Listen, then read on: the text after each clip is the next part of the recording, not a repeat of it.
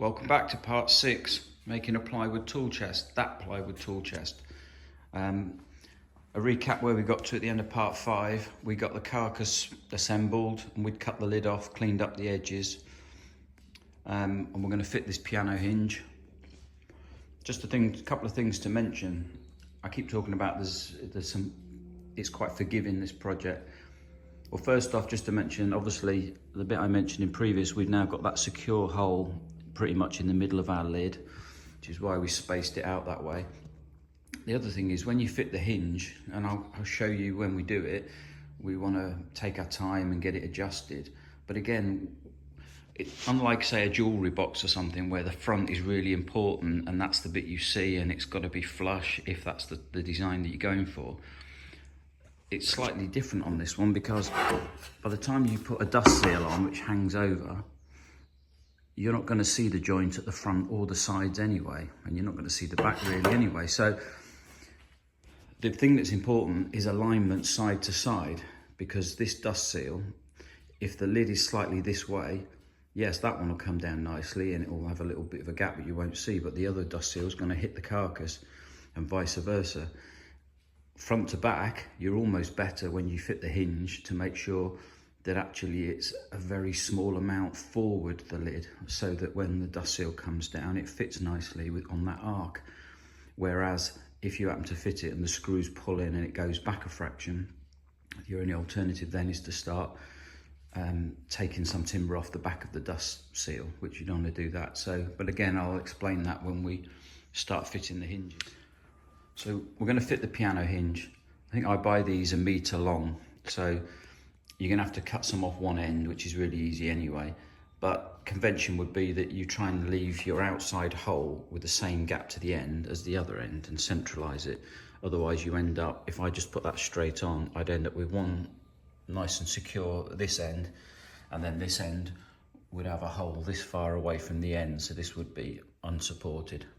So you can mark it out and cut off both ends. I'd also cut it very slightly shorter than the length of the box. You can then file the ends, and it just means you've got a little bit of clearance. So on the one here, you can see just about, have a better view, about 1 millimetre. So all I've got here are the tools to mark it out: a square tape measure, a scribe just to scratch a line, and then I'm going to pop it into the vise and just hacksaw both ends off. So the good thing is with this piano hinge for this box anyway, and the spacings that you generally get them, is that actually you end up fitting an odd number, I think it's 15 holes with the hinge. So you can actually pick the middle hinge, you can measure the length of the box, give yourself a centre line on your edge, and I've gone round to what will be my back edge now so that it's marked out, and then you can just line your hinge up until you can see your line. So we can see the line going through there, and when you're happy with that, then you can mark one end, cut one end first, put it back in position, cut the other end, and then vise and hacksaw over there. The other thing I found is these things, they're strong when they're fitted, but they're quite flimsy, and when you're trying to cut them, so I've got aluminium jaws in there. You can just put a couple of bits of wood or some paper or cardboard, and then something propped up on the other end of your bench, just so that it doesn't bend and hang down. It just makes life a little bit easier. So I put a little scratch on there, used the square just to transfer it across. Now I'll cut it. Well, I was just going to cut it, but as you can hear, just Popmaster's just starting, so I'll come back in a minute or a few minutes.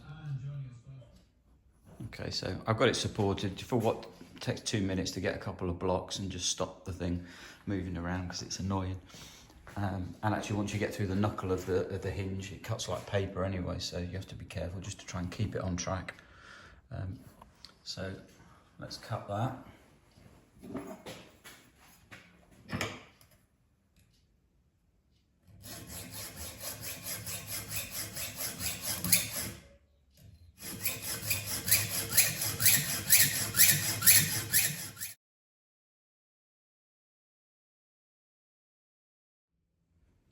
So the hacksaw gives a pretty clean cut, but when I take it out, I'll just whip over the end of it with a file, just take off the sharp parts. Try it again, make sure I've marked the other end correct and cut the other end. Okay, so the hinge is cut to length. I've got a slightly bigger gap on one end than the other because it just finished just where the knuckle was, so it was as easy just to cut it down there rather than trying to leave a tiny little bit on. So that can be centralised. It's going to fit like that, obviously.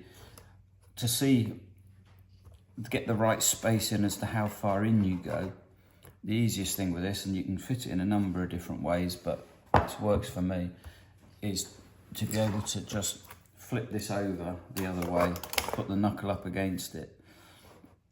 You can slide it into position. You can give yourself a pencil line. If you want, you can do a pencil line all the way along, but it sort of means pushing the hinge up all the way along.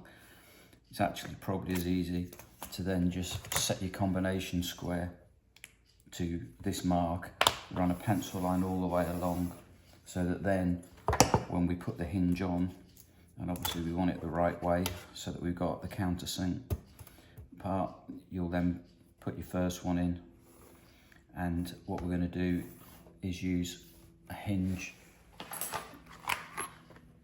self-centering hinge bit, which just makes sure that the holes that we drill, this angle sits nicely into the countersink. That centres it in this hole, and then the pilot hole for the screw comes through. This is 2mm, and this does the job. We're going to use 12mm screws. You can either use 3s or 3.5s. By the time you add them all up, there's that much holding on them anyway. Because relative to drilling a hole, that hole's quite big. If you're slightly off centre, all of a sudden you're going to start pulling this, and this is going to come out of centre as the screw head countersink hits this bevel on here, and it's going to pull it one way or the other. So we want a hole as central as possible, and we want this as consistent as possible across the board. So that's what I'm going to do now. I'm going to mark out the line across there, and then I'm going to start drilling them, and I'll probably put one in here, screw in here, screw in here, then just check that we're okay on the line, and then we'll get them all screwed in on the lid.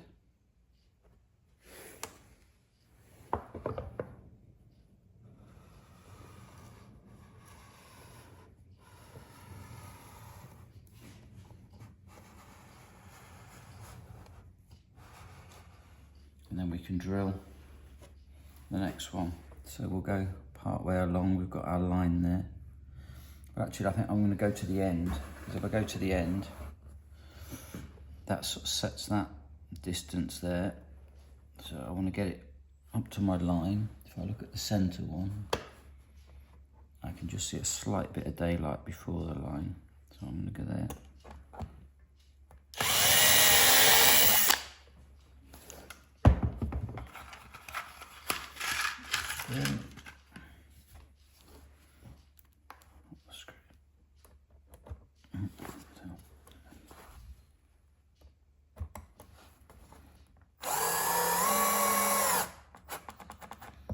It's the same there, tiny little bit of daylight before the line. So that's now already got less movement on it. So I'll do the other end, and then I'll fill in the gaps. But by using the centering hinge drill and working your way methodically, not just going along in a line and then finding it's gradually going out, you'll get a much better fit. That's the hinge fitted to the lid now. So all the ways I've come up with doing these things are because a lot of the time you could be working on this, you're probably going to be working on this on your own, in the garage, in the shed, in your workshop, wherever. And it's a bulky old thing, this box. So the next bit, I'm going to set it out on the bench, is the best way that I've found to be able to then fit the lid to the box for one person. Now I've put the lid back onto the top with the hinge folded under, and the front to back distance, that will be sorted out by using the combination gauge that we set and an offcut of hinge when we set the hinge onto the top of the base, which I'll show you. But what we need to do is we need to sort out the side to side. So what you need to then do is just feel down here. You can put a rule up there, and when you're happy that it's in the right, I'll get this to focus, just come into the edge of your hinge and put a little pencil mark, and the same on the opposite side, so that you get that side to side set correctly. And then when we fit it, we're going to only put two or three screws in to start off with, and then we're going to try the lid. And then if the lid is outside to side, we can then drill the next set of screws slightly off to one side and take the 3 original ones out.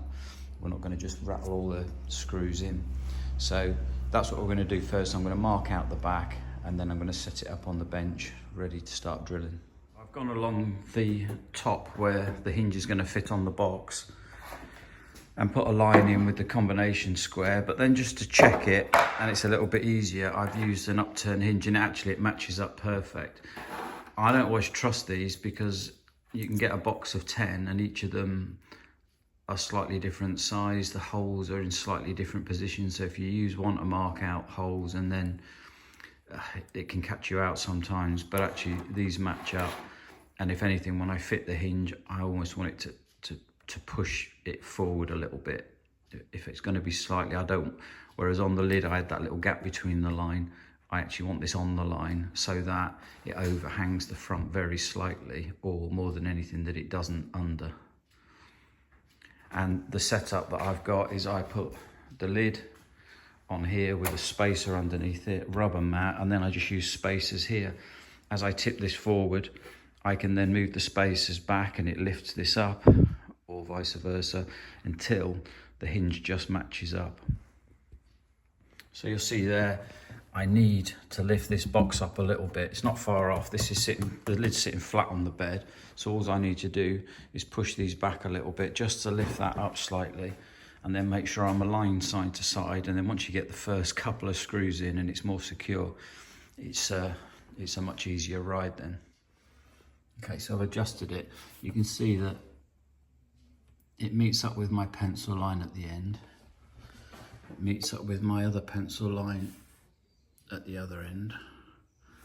And when I fold that forward, it just meets my pencil line. I'm trying to get it to focus so it's better. Just see a little bit of the pencil line. So I just need to carefully hold the first one, drill it and get the first screw in sharpish, and then work my way along. But I'll probably only do 3, maybe 5 screws out of the 15, and then I'll test it. Right, I'm at a nice stage now. I've put about 6 or 7 screws in there, I think. I'm feeling a bit confident, like it's going to fit well. You just get a feeling for how it lines up, and you don't want to keep moving it and resetting it. So I'm probably going to put a few more in and then try it. I might live to regret it, but he who dares wins. So yeah, not long, and it's going to be a hinged top, and then I can get the casters on, and that's a good milestone. Okay, so I broke all the rules and I just went for it with all the screws. Everything seems to line up, so let's give it a try.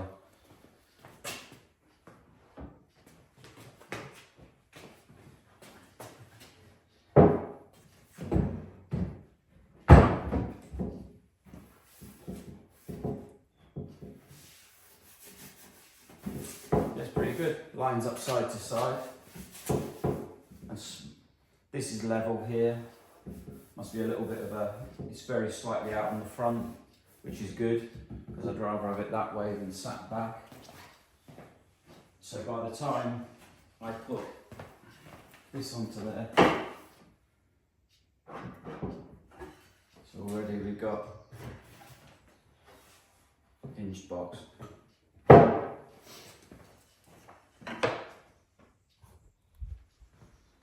And you can see what I said about it's really,